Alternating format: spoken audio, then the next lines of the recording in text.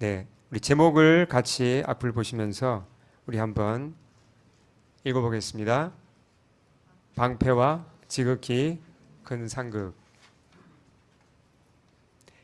네, 아브라함의 인생을 우리가 자세히 살펴보고 있습니다.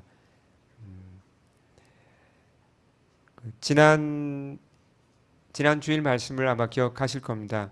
그 14장에서 아브라함이 큰 승리를 이루었죠. 왜 전쟁에 참여했습니까? 아브라함이 조카 롯과 그의 가족을 구출하고자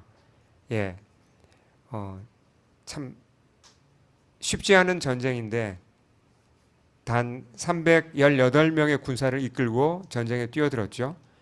그리고 그 당시 고대 그 근동에서 최강이었던 메소포타미아 연합군을 격파했습니다. 그래서 다 이제 구출해 왔습니다. 롯과 그의 가족뿐만 아니라 소돔 사람들까지 모두 구출해 왔고 빼앗겼던 모든 재산까지 다 되찾아 왔죠. 또 아브라함이 어떤 특별한 일을 했습니까? 전리품을 다 그가 당연히 소유할 수 있었지만 다 거절했습니다. 왜 거절했습니까? 그 죄악된 도시 소돔하고 엮이는 것을 피하기 위해서 그 전리품을 다 거절했습니다.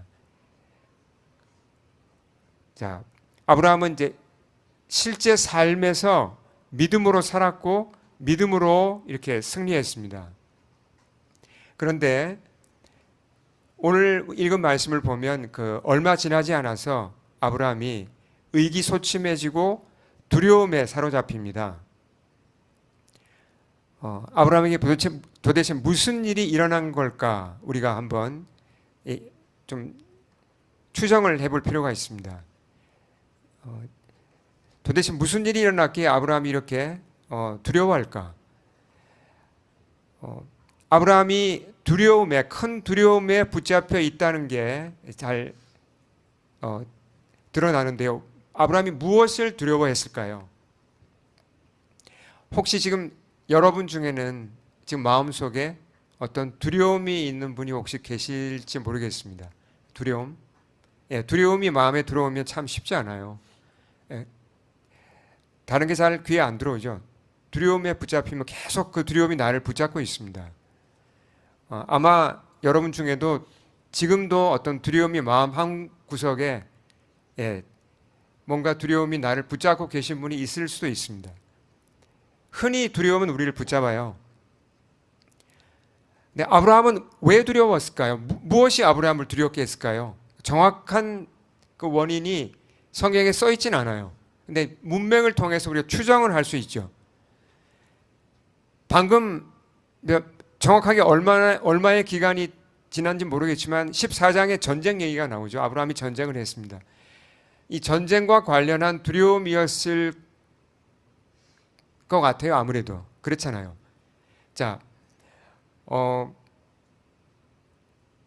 보면 아브라함이 이제 전쟁에서 이기긴 했는데 그 메소포타미아 연합군이 나중에 이제 이 상황을 다 알 수 있지 않을까요? 그러니까 자기들은 수만 명의 군대인데 자기들을 야간 기습했던 그 저쪽 뭐 가나안에 있던 무슨 히브리인인지 알고 보니까 무슨 나라도 아니고 무슨 부족 중에서도 겨우 한 몇백 명밖에 안 되는 그런 부족이 우리를 쳤어? 이걸 알게 되면 어떻게 하겠습니까? 보복하러 오겠죠. 그런 생각을 아브라함이 안 하겠습니까? 그런 보복을 당할지 모른다는 생각을 하면 자다가도 말 발굽 소리가 들리기만 하면 어떻습니까? 벌떡 일어나서 이거 전쟁 일어나는 거 아닌가? 내가 이거 그냥 연합군이 다시 몰려오면 나는 분명히 질 텐데 이거 우리 집안이 그냥 완전히 다 이거 폭망하는 거 아닌가? 그런 두려움이 왜 없었겠습니까? 그리고 또 어떤 두려움을 우리가 짐작할 수 있죠? 그가 전쟁에 전력을 다해서 전쟁을 했습니다. 그러면 돈이 드나요?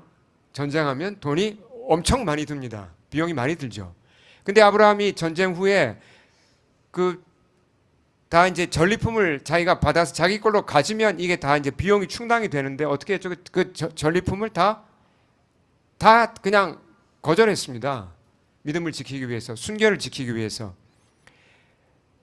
근데 믿음으로 그렇게 했지만 실제로 현실에서 재정적으로 지금 막 적자가 나고 막 이렇게 되면 이제 카드를 막 못 막고 이렇게 되면 어떻게 됩니까? 사람 마음이 불안해지고 두려워지죠. 그런 아마 재정적인 두려움도 있지 않았을까 우리가 짐작해 볼 수 있습니다. 하나님이 놀라운 것은 아브라함을 아시고 찾아와서 도와주신다는 겁니다. 자, 우리가 좀 기본으로 돌아갈 필요가 있어요. 우리가 하나님을 잘한다는 생각, 잘 알고 있다는 생각을 내려놓아야 됩니다. 우리가 하나님을 알면 얼마나 많이 알겠습니까? 모르는 부분이 훨씬 많아요. 창세기는 성경의 첫 책입니다. 하나님이 누구신지 우리에게 소개해 주는 게 성경인데 첫 책에서 하나님을 정말 우리가 겸손히 이분이 누구신지 알고자 하는 마음으로 차근차근 봐야 된다는 거죠.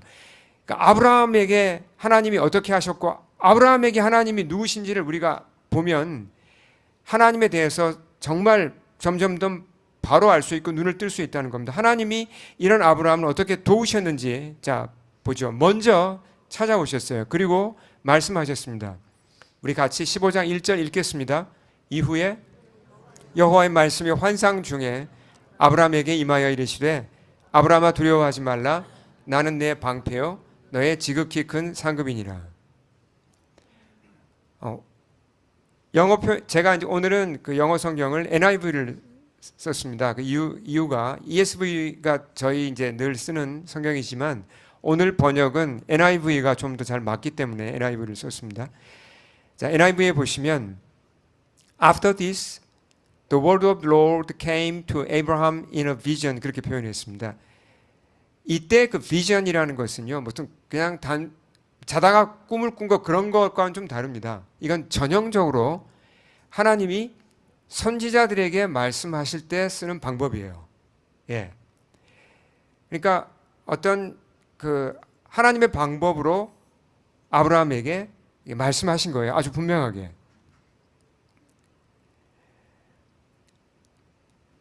앞서서 하나님이 아브라함을 부르실 때 창세기 12장 이제 부르실 때 우리 기억나시죠?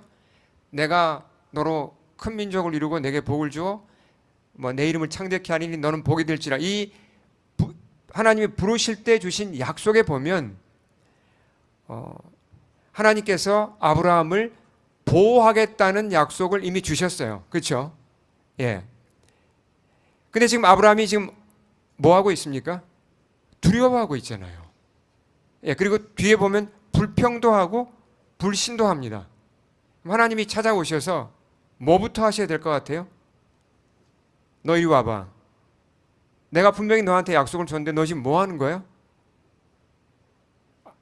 혼내고 꾸짖고 그렇게 하는 게 마땅할 것 같은데 전혀 그런 오늘 말씀에 보면 그런 게 없어요.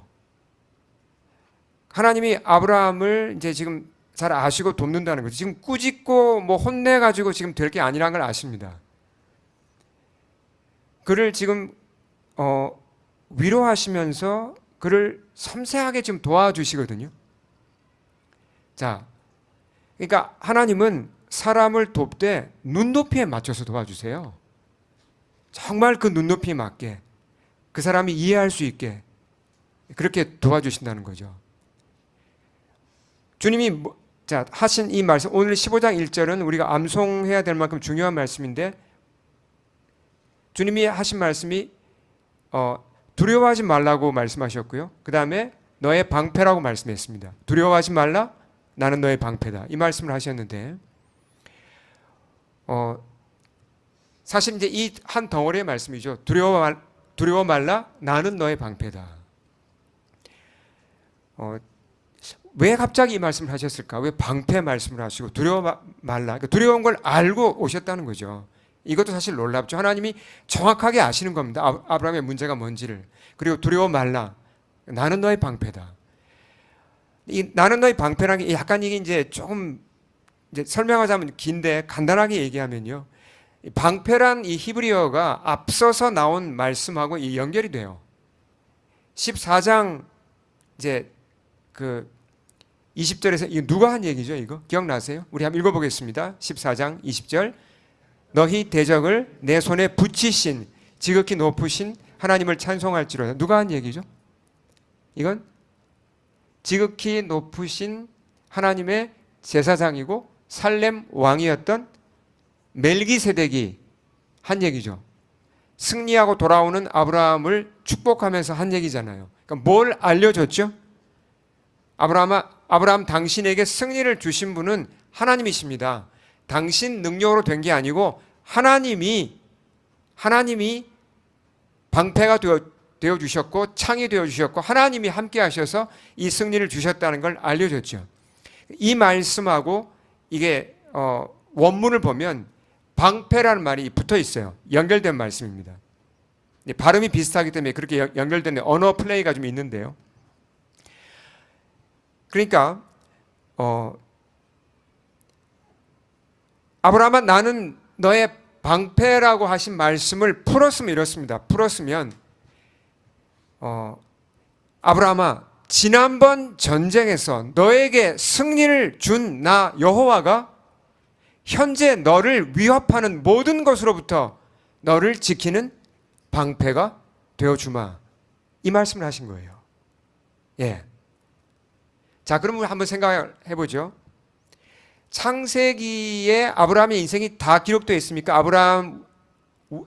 아브라함은 여기서 자기가 시간을 뛰어넘지 못하니까 자기의 미래가 안 보이죠. 근데 우리는 아브라함의 이 이후의 삶을 알고 있나요? 알고 있죠. 성경에 다 써 있습니다. 자세히 써 있죠. 창세기 22장, 23장까지 쭉 나옵니다. 자, 그러면 아브라함 인생 전체를 볼 때, 끝까지를 볼 때 하나님이 아브라함을 지켜주셨나요? 방패가 되어주셨나요? 되어주셨습니다. 하나님이 그 메소포타미아 연합군으로부터 아브라함을 지켜주셨나요? 지켜주셨어요. 연합군이 쳐들어오지 않았어요. 못했는지 안 했는지 어쨌든 하나님이 막아주신 거예요. 아브라함의 평생을 보면 아브라함아 두려워 말라 나는 너의 방패야 라는 말씀이 지켜졌습니까? 지켜졌습니다. 이게 놀라운 거예요. 너무나 확실하게 이 약속이 지켜졌다는 겁니다. 자, 그러면 아브라함에게 주신 이 약속이 아브라함은 우리의 모델이고 우리 믿음의 조상이죠. 이 약속이 두려워 말라 나는 너의 방패라는 말씀이 모든 신자들, 모든 크리스찬들에게도 주신 약속이 맞습니까? 정말 맞습니까? 믿으시면 아멘 해볼까요? 아멘. 우리에게 주신 약속도 맞습니다. 성경에 보면 그래서 택하신 자들, 믿는 자들에게는 하나님이 이와 비슷한 약속을 반복해서 주세요. 두려워 말라. 얼마나 많이 말씀하십니까? 두려워 말라. 그리고 나는 너의 방패다. 이걸 정말 여러 번 말씀하세요. 그 중에 대표적인 거 하나만 읽어보겠습니다. 우리 로마서 8장 31절 같이 읽겠습니다. 시작. 그런즉 이 일에 대하여 우리가 무슨 말하리요? 만일 하나님이 우리를 위하시면 누가 우리를 대적하리요? 하나님이 정말 우리를 위하시는 게 맞습니까? 맞습니다. 하나님이 우리를 위해 무엇까지 하셨죠? 우리를 구원하기 위해 독생자를 내어주신 게 사실입니다. 하나님께서 우리 각 사람을 이처럼 소중히 여기십니다. 하나님이 왜 우리를 보호하지 않겠습니까? 하나님이 왜 우리의 방패가 되어주지 않겠습니까? 물론 크리스찬의 삶에도 고난이 있어요. 하나님이 우리 방패라고 해서 우리가 아무런 사고도 안 당하고 아프지도 않고 그런 거 아닙니다. 크리스찬도 아플 수 있고 사고 당할 수도 있고 고난 당합니다. 심지어 일찍 죽을 수도 있어요. 누가 일찍 죽었죠? 성경에 보면 대표적인 사람 누구예요? 믿음으로 살았는데 훌륭하게 살았는데 일찍 돌아가신 분 계시잖아요. 성경에 대표적인 사람이 스테판입니다. 사도행전 7장에 나오죠. 은혜와 권능이 충만한 특별한 정말 소중하고 아름다운 사람이었는데 뭐 하다가 죽었습니까? 예수님 전하다가 돌아가셨습니다. 돌에 맞아 순교했죠. 그럼 하나님이 방패가 되어주기를 멈추신 거예요? 하나님 방패가 작동을 안 한 겁니까? 이 부분을 잘 생각하셔야 돼요. 그러니까 무조건 하나님이 방패라는 것만 그냥 무슨 이렇게 미신 붙들듯이 붙드는 건 그거는 기독교가 아닙니다. 스테판과 같은 경우를 이해를 해야 돼요, 우리가.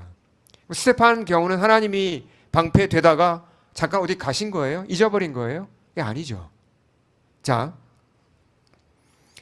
하나님이 방패가 되어 주셨기 때문에 스테판은 끝까지 믿음을 지켰습니다.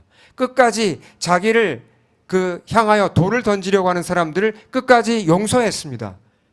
자기를 향하여 돌을 실제로 던지는 사람은 돌을 맞아가면서 그 사람들을 위해서 기도했습니다. 어떤 힘으로 그렇게 했죠? 하나님이 방패가 되어 주셨기 때문에 그게 가능했던 거예요.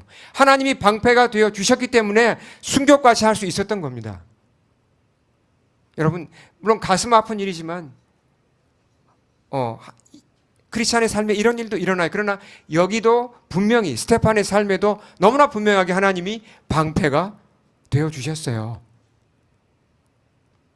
지난주에 제가 말씀드린 기억나시죠? 크리스 터커. 이분 얘기를 잠깐 더 하면 러시아어로 유명한 크리스 터커.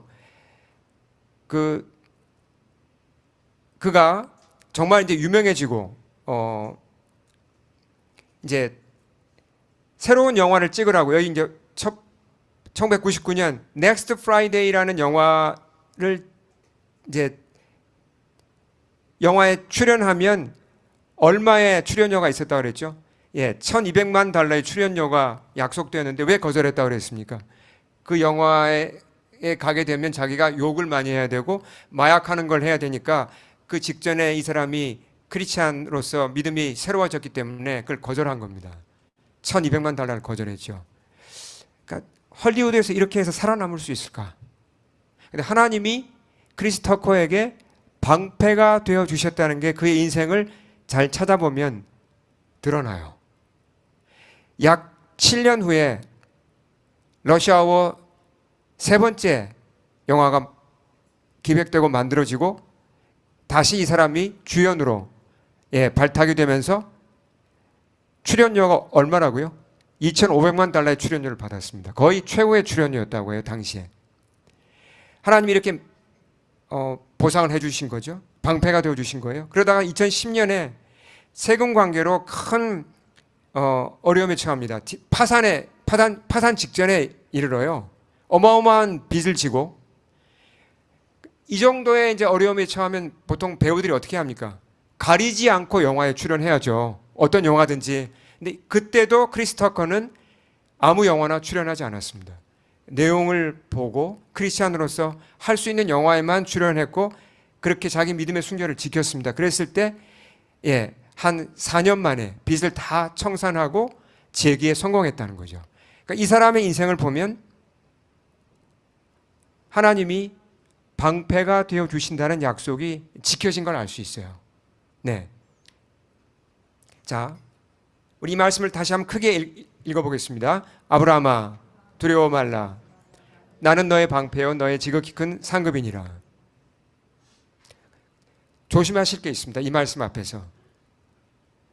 우리가 잘못하면 내 방식대로 하나님을 방패로 쓰려고 그래요. 평소에는 하나님 잘 안 찾아요. 평소에는 성경도 그렇게 열심히 내가 공부하고자 그런 마음이 없다가 급해지면 발등에 불이 떨어지면 하나님 찾습니다. 하나님 이거 막아주세요. 하나님 이거 도와주세요. 하나님을 방패로 내가 원하는 데 쓰려고 하죠. 이런 실수를 참 많이 우리가 저지르기 쉽습니다. 이건 아니죠. 하나님이 이걸 원치 않습니다. 하나님은 많은 경우에 우리가 원하는 방식과는 다른 방식으로 방패가 되어주실 때가 많아요. 하나님의 방식으로 방패가 되어주시는 경우가 많습니다. 저의 가까운 친척 중에 아주 가까운 친척인데 제가 그냥 관계와 성함은 밝히지 않겠습니다. 이 부부가 젊은 시절부터 믿음 생활을 정말 열심히 하셨습니다. 근데 첫 아이가 태어났는데 heavily handicapped, 그러니까 뇌성마비였어요. 애가 일어나 앉질 못해요. 혼자서. 그러니까 안 치고 뭐 화장실 가고 뭐 모든 거를 다 부모가 해줘야 되는. 근데 아무리 노력을 해도 뭐 기도도 많이 했죠. 뭐 여러 병원도 많이 가보고 낫진 않아요. 진도가 뭐 전혀 이렇게 차도가 없습니다. 이제 저의 동생뻘인데 이제 얘가 지금 50이 넘었어요. 그러니까 이 부모는 50년이 넘도록 그 자기 이 장애인이 된 아이와 함께 살면서 걔를 이제 케어한 겁니다. 물론 이제 뭐 이제 그 어떤 이제 시에서 이제 그런 조금의 도움을 받기도 하지만 근본적으로는 이제 부모가 다 케어해야 되는 거죠. 그럼 어떻게 되는 겁니까? 이 가정은 그러면 믿음 생활하는 믿음 좋은 분들인데 왜 하나님이 방패가 안 되어 주신 거 아닌가요? 이거 어떻게 된 거예요? 근데 제가 한국 나갈 때마다 이분들과 함께 식사를 합니다. 근데 식사할 때마다 제가 은혜를 받아요. 영적으로 정말 투명하고 충만한 분들이세요. 80이 넘으셨어요. 근데 그 아들을 식당에 데리고 오려면 이게 무지무지 힘들어요. 근데 이제 제가 왔다고 같이 이제 식당에도 나오는데 휠체어에 태워가지고 뭐 안고 들고 뭐 이렇게 사람들 눈치 봐가면서 식당으로 데리고 와서 같이 식사하고 이렇게 하는데 하나님께 대한 원망이라는 게 전혀 없습니다. 이 부부가. 그리고 교회에서는 전도 왕이셨어요. 정말 많은 분들이 이 두 부부로 말미암아 예수님께로 돌아온 겁니다. 자, 그러면 하나님이 이 가정에는 뭘 해주신 겁니까? 어떤 식으로 방패가 되어주신 거예요? 우리가 이해할 수 없는 부분은 분명히 있습니다. 왜 이런 장애가 태어났는지 우린 잘 이해를 못하죠. 그러나 분명한 건 하나님이 이 부부에게 방패가 되어 주셨기 때문에 그 장애라는 중증 장애의 고난을 감당한 겁니다. 그리고 불평하지 않았고 불신하지 않았고 그리고 예수님을 힘있게 전했고 그 부부를 보면서 그 부부가 그 장애인 아이를 케어하는 걸 보면서 많은 사람들이 예수님 믿게 됐어요. 하나님의 방법이에요. 하나님은 이런 식으로도 방패가 되어 주세요. 자, 다시 이 말씀을 이제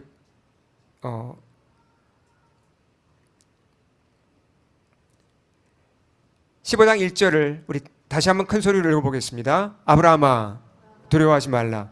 나는 내 방패요 너의 지극히 큰 상급이니라. 자, 방패라고 하시고 그 다음 뭐라고 그러셨죠? 너의 지극히 큰 상급이니라. 그럼 이건 무슨 말씀인가? 영어 표현에는 I am your very great reward라고 표현하셨죠. 상급이란 말은 어떤 이제 reward를 얘기하고 또는 wage를 얘기하는 겁니다. 어떤 일에 대한 보상을 얘기하는 거죠.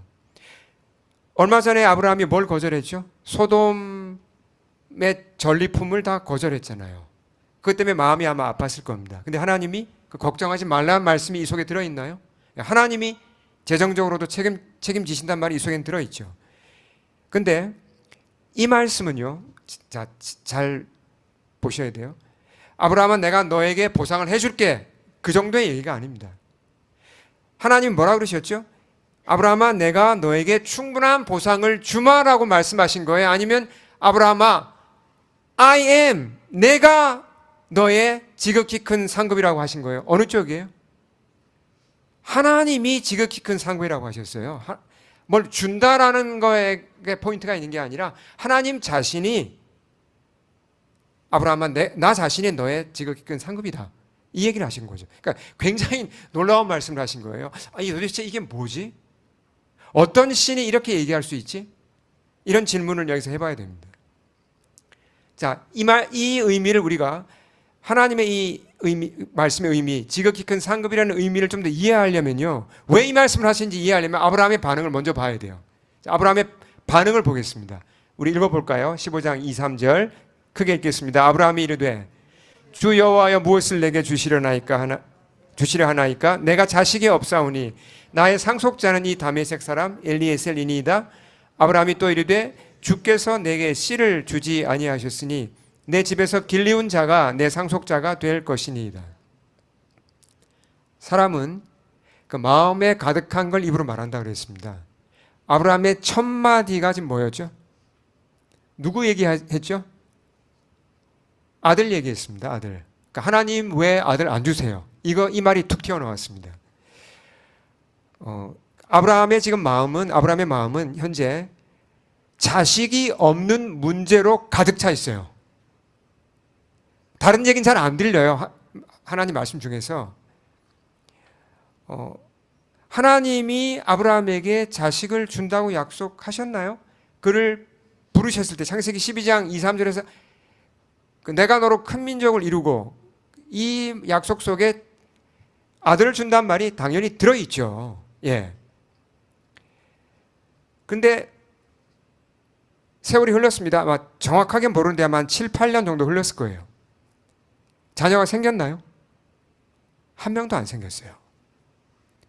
고대 사회에서 이 자식이 있고 없고는요, 현대 사회에서와는 완전히 차원이 달랐습니다. 제가 몇 번 설명을 드렸죠. 특히 족장인 아브라함에게 반드시 아들이 필요했던 겁니다. 근데 처음에 그가 부름 받았을 때도 나이가 그렇게 적지 않았잖아요. 75세, 사라는 65세. 근데 무자했거든요. 근데 하나님이 자녀를 준다고 하니까 얼마나 기뻤겠습니까? 와, 진짜 내 인생이 이제 새롭게 피어나는구나. 내가 아들을 얻게 되다니 정말 기뻤을 텐데 기다려도 사라에게서 아무 소식이 없습니다. 아무런 자녀가 태어나지 않습니다. 아브라함 지쳤어요, 이제. 예, 지쳤고 믿음이 흔들렸습니다.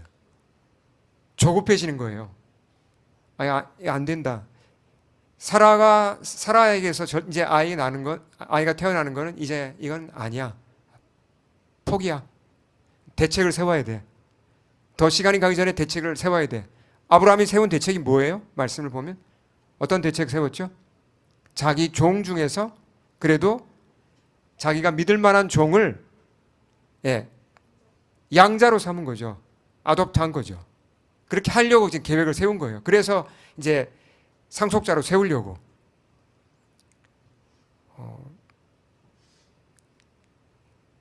여기서 지금 아브라함의 문제가 드러납니다. 아브라함의 문제가 뭐죠? 이건 우리가 이제 그전에도 몇 번 얘기를 해서 아실 텐데, 아브라함에게 지금 아들이 우상이 된 거예요. 다시 말해서 아브라함한테는요, 하나님보다 아들이 더 중요한 존재가 된 겁니다. 아들이 안 태어나니까 아들처럼 키운 종 엘리에셀을 양자로 입양해서라도, 그렇게 양자를 들여서라도 아들을 가져야 안심이 될 것 같습니다. 아들이 없으니까 이 불안해서 살 수가 없어요. 이제는 아브라함에게 보세요. 하나님이 더 중요합니까? 아들이 더 중요합니까? 하나님 없이는 살 수 있어도 아들 없이는 못 살 것 같은 그런 지경이 된 거예요, 지금 아브라함은. 이게 우상이죠. 다른 게 우상이 아닙니다. 자, 이 사태를 우리가 심각하다는 걸 파악해야 되는데요. 온 세상 사람들이 하나님을 버리고 우상에 빠졌잖아요. 우상 섬기면서 멸망을 향해 가고 있죠. 그 세상을 구원하려고 하나님이 아브라함하고 사라를 불렀습니다. 그래서 새로운 나라를, 우상을 떠나서 하나님 믿는 새로운 나라를 만들려고 아브라함을 불렀는데, 지금 아브라함이 뭐 하고 있습니까? 아브라함이 자기가 우상을 섬기고 있어요. 심각하죠, 문제가. 정말 심각한 문제입니다. 하나님 편에서 볼 때 화가 나실 만한 정말 그런 심각한 위기에 처한 겁니다. 자, 이 상태에서 만약에 아브라함의 마음이 지금 이런 상태인데, 우상을 섬기는 상태인데, 진짜 아들이 태어난다 그래도 어떤 일이 일어날까요?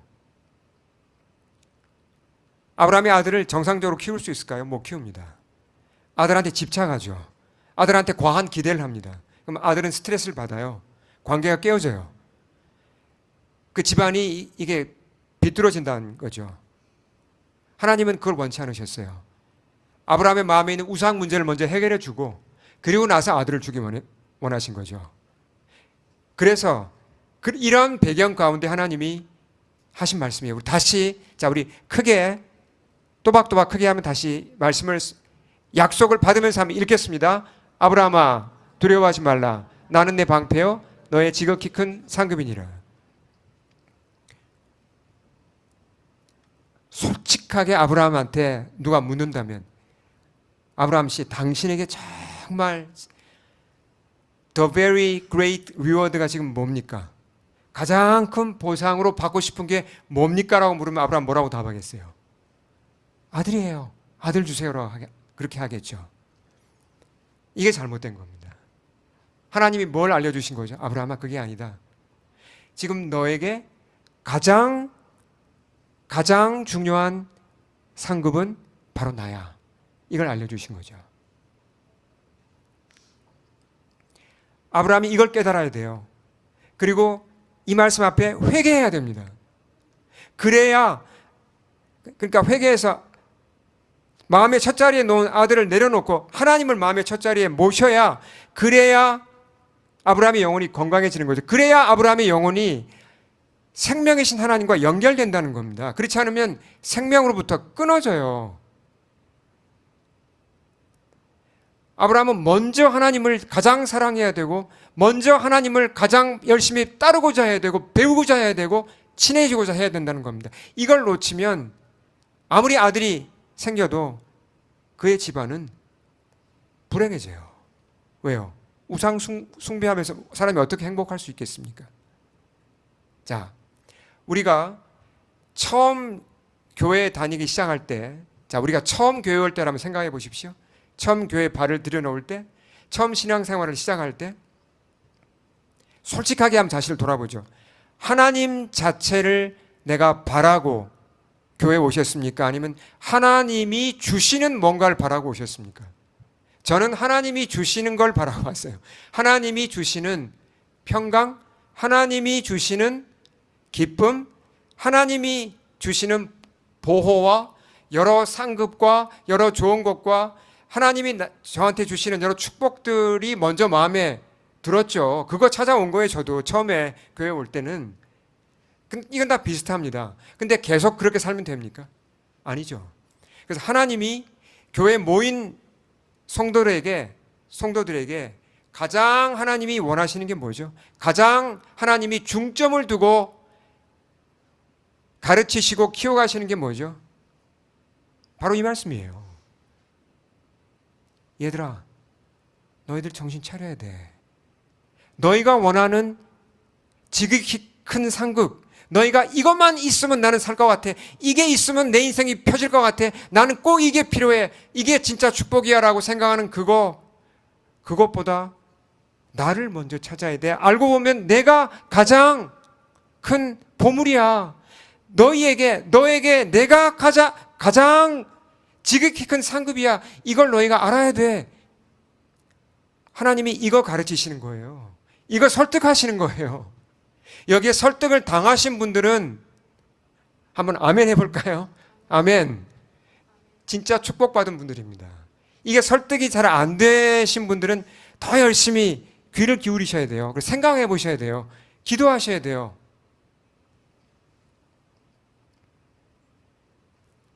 자, 그러니까 여기 화면에 있는 성경은 아니지만 문구를 한번 크게 한번 읽어보겠습니다. 시작. 우리 신앙생활의 목적은 하나님이 주시는 보상이 아니라 가장 큰 보상이신 하나님 자신을 추구하는 겁니다. 그렇게 되면 하나님이 우리에게 필요한 것들을 공급하시나요? 공급하십니다. 예. 자, 다시 한번 이 말씀을 읽겠습니다. 같이 한번 읽겠습니다. 시작. 아브라함아 두려워하지 말라. 나는 내 방패요 너의 지극히 큰 상급이니라. 조심할 게 있습니다. 하나님이 동시에 두 가지를 말씀하셨어요. 동시에 뭘 두 가지 말씀하셨죠? 방패인 동시에, 그러니까 I am 뭐라고 그랬죠? I am your shield, your very great reward를 동시에 말씀하셨어요. 근데 많은 분들이 이걸 분리하려고 합니다. 하나님 내 방패야. 아, 좋아. 하나님 내 방패야. 필요할 때 나를 도와주셔. 그럼 하나님이 당신의 지극히 큰 상급이십니까? 모르겠는데요. 관심 없는데요, 거기에는. 이렇게 될 수가 있다는 거죠. 내가 필요한 방패는 해주시기 원해요, 하나님이. 근데 내 마음에서 정말 사랑하고 찾고 추구하는 것은 하나님이 아닐 수 있다는 겁니다. 이걸 분리하려고 해요. 교회 우리가 예배를 옵니다. 이 두 가지를 항상 동시에 붙잡고 예배드려야 돼요. 하나님이 방패란 걸 고백하면서 하나님이 나의 지극히 큰 상급이라는 게 고백이 동시에 나와야 우리 신앙이 살아있고 주님과의 관계가 이게 균형이 잡히는 겁니다. 그렇지 않으면 균형을 잃고 쓰러지죠. 뭔가 치우치는 겁니다. 우리 주신 말씀 앞에 기도하겠습니다. 우리 이 말씀을 다시 붙잡겠습니다. 정말 우리 자신을 이 말씀의 거울에 비추어 보겠습니다.